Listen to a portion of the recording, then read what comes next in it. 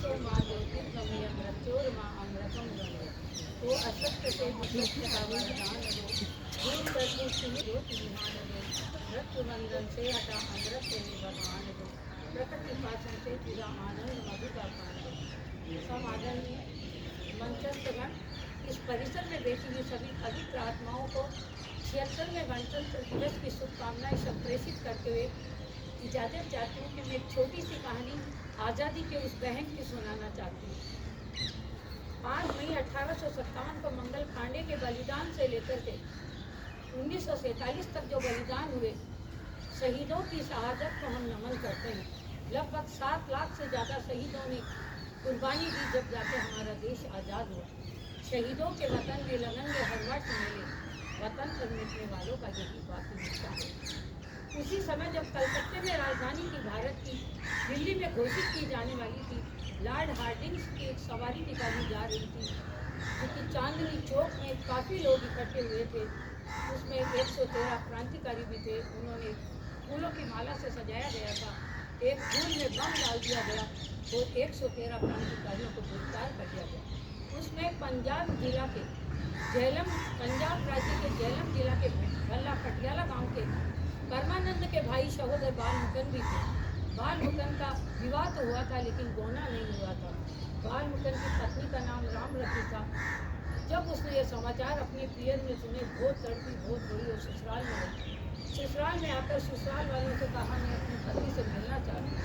वो अपनी पति से मिलने जाने लगी। ससुराल वाले उसके साथ चले। उसको बड़ी मुश्किल से मिलाया गया।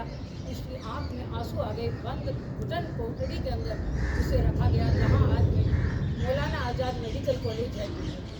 वो रोती आंसू से पूछी आपको खाने में क्या देते हैं? तो उन्होंने कहा मेरे को 40% रात और 60% अनाज दिया जाता है, तो मुझे वो रोटी दो।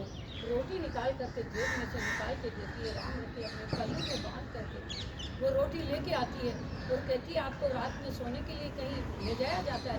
तो बोले मैं कोई शाही मेहमान नहीं हूँ, मैं तो देश के आज़ादी को चाहने वाला ही सपूत हूँ। वो बहुत रोई और घर आई। घर आकर के उसने लगभग 1 महीने तक तपस्या करी, भगवान की भक्ति करी और उसी तरह की रोटी बना करके उसने खाई। जब उसको कान में समाचार पहुँचे कि उनके पति को सजा दे दी गई है, फांसी की सजा दी गई है, वो इसीलिए वही साफ आंगन किया, ओमकार का जाप किया और अपने प्राण त्याग दिए। इसलिए भाई और बहनों, मैं कहना चाहती हूँ कि इस आज़ादी में ऐसे सैकड़ों हजारों लाखों कुर्बानियों के बाद में हमारे देश को आज़ादी मिली। इसकी स्वतंत्रता, एकता, अखंडता और अक्षुण्णता को बनाए रखना, इसको कभी भी दूसरों के हवाले गुलामी की तरफ मत ले जाना, यही मेरा आपसे कहना है। और विशेष कहना यह है कि जिस प्रकार नरेश त्रेहान को एलोपैथिक में एक अवार्ड मिला, मैं चाहती हूँ आप सभी बहुत अच्छे लोग सेवा कर रहे हैं, हमारे आयुर्वेद को भी ऐसा सम्मान मिले। मैं वेद और आयुर्वेद से बहुत प्रेम करती हूँ और आप सभी को नमन करते हुए यही कहना चाहती हूँ कि हमारे देश की एकता, अखंडता, अक्षुण्णता बनाए रहे। हिंदू के लिए ना मुसलमान के लिए, हिंदू के लिए ना मुसलमान के लिए, अरे जीना है तो जीना हिंदुस्तान के लिए, जीना है तो जीना हिंदुस्तान के लिए। उन्हें आप सभी को हार्दिक शुभकामनाएं संप्रेषित करते हुए दर्शकों को कहने का वक्त दिया, उनको तहे दिल से धन्यवाद देते आप सभी को।